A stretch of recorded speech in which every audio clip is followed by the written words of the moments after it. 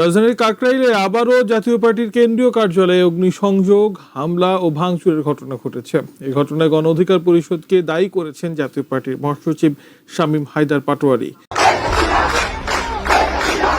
কার্যক্রমে নিষেধাজ্ঞা থাকা আওয়ামী লীগের নেতাকর্মীরা রাজধানীতে ফের মিছিল করেছেন।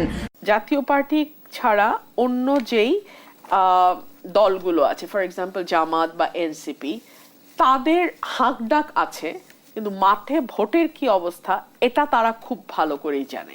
এবং তারা খুব ভালো করেই জানে যে জাতীয় পার্টি যদি নির্বাচনে যায়, ইট ইজ হাইলি লাইকলি যে তাদের ভোটের সঙ্গে আবার কিছুটা আওয়ামীপন্থী যারা তাদের ভোটও যুক্ত হবে। সো হয়ে জাতীয় পার্টি সংসদে আবার প্রধান বিরোধী দল হবে। দলের নেতাকর্মীদের বিরুদ্ধে একেবারে ভুয়া মামলা, হাজার হাজার মামলা, লক্ষ লক্ষ মামলার বিরোধী দলের নেতাকর্মীদের বিরুদ্ধে একই এজাহার জাস্ট কপি পেস্ট করে নাম পরিবর্তন করে অজ্ঞাতনামা যুক্ত করে আসামিদেরকে ধরা হচ্ছে।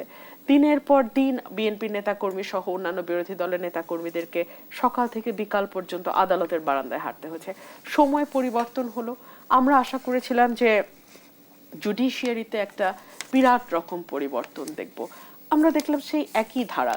ধরুন এই যে আওয়ামী লীগের যারা 15 বছর ধরে লুটপাট তন্ত্র চালিয়েছে, মাফিয়া তন্ত্র চালিয়েছে, গুম বিচার বহির্ভূত হত্যা করেছে, নেতাকর্মীদের উপরে অবর্ণনীয় নির্যাতন করেছে 15 বছর, এরপরে তো জুলাই এবং আগস্ট মাসে এই 1 মাস 5 দিন তারা যেই বিভৎস নারকীয় হত্যাকাণ্ড বাংলাদেশে চালিয়েছে, তাদের বিরুদ্ধে তো সুষ্ঠু সঠিক অভিযোগ দিয়ে মামলা দায়ের হতে পারত।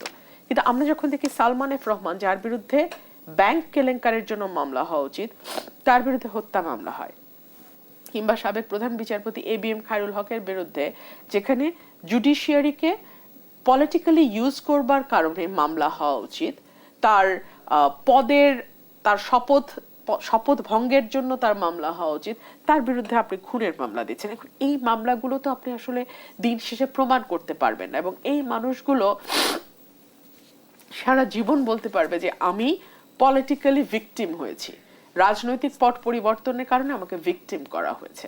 সো আমরা আশা করেছিলাম এই জায়গাগুলোতে পরিবর্তন আসবে, আসে নাই।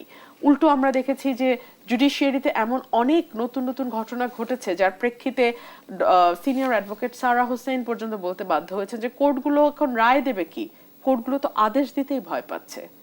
আমরা তো কোর্টগুলোতে রেগুলার প্রতিদিন যাই, বিকাল পর্যন্ত কোর্টে থাকি, আমরা তো কোর্টের অবস্থা দেখি, কোর্টগুলোকে শেকি করে ফেলা হয়েছে। সো এগুলো আমাদের জন্য ভবিষ্যতে কোনো ভালো ফল বয়ে আনবে না।